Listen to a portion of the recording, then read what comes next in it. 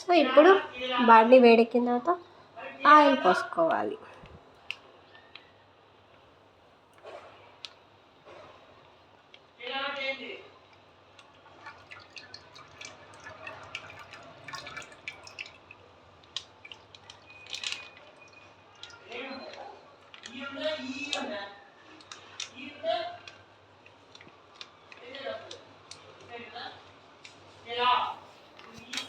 So ఇప్పుడు oil వేడెక్కుతూ ఉండాలి. అందులోకి మనము బోండా పిండి కలుపుకుందాం. సో బోండాలోకి సన్నగా కట్ చేసిన ఉల్లిపాయ, పచ్చిమిర్చి, అలాగే కొంచెం జీలకర్ర, కరివేపాకు, అలాగే రుచికి సరిపడినంత సాల్ట్ వేసుకోవాలి. సో ఇప్పుడు రుచికి సరిపడినంత సాల్ట్ వేసుకోవాలి. సాల్ట్ వేసుకున్న తర్వాత బాగా మొత్తాన్ని బాగా కలబెట్టాలన్నమాట. పిండి మొత్తాన్ని ఈ విధంగా మనము మిక్స్ చేసి పెట్టుకోవాలి. సో ఆయిల్ కూడా వేడవుతుందండి. ఇప్పుడు ఫుల్ ఫ్లేమ్లో పెట్టుకున్నాను. సో బోండాలు వేసుకునే పిండి మరీ లూజ్గా ఉండకూడదండి. ఇలాగా కొంచెము గట్టిగానే ఉండాలి. అప్పుడే మనకి బోండాలు గుండ్రంగా బాగా టేస్టీగా వస్తాయి. ఆయిల్ బాగానే వేడెక్కింది. ఇప్పుడు మనం బోండాలు వేద్దాము. ఇలా కొంచెం కొంచెం పిండి తీసుకొని రౌండ్గా ఇలాగ డ్రాప్ చేయాలి.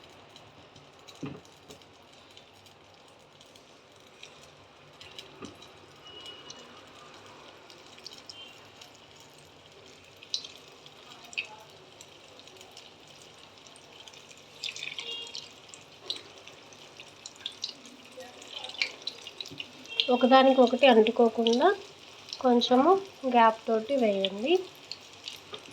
ఇప్పుడే బోండాలు బాగా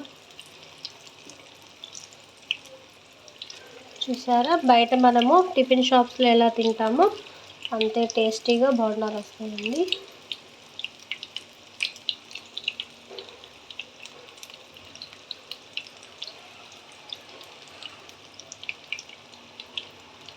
సో బాండీ సరిపడినంత వేసేసాం కదండి. చూడండి ఎలా పైకి తేలాయో. ఇప్పుడు మంచి రెడ్ అండ్ గోల్డ్ కలర్లో వచ్చేంత వరకు కూడా మనము ఫ్రై చేసుకోవాలి.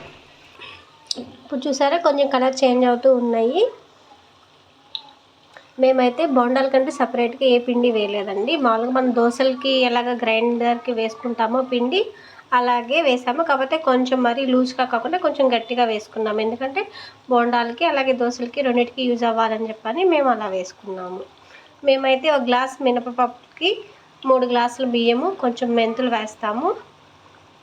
బాగా టేస్టీగా వస్తాయండి. కొంచెం లైట్గా కొన్ని మెంతులు ఒక హాఫ్ టేబుల్ స్పూన్ మెంతులు వేసుకుంటే చాలా టేస్టీగా వస్తాయండి. దోశలైనా సరే బోండాలైనా సరే.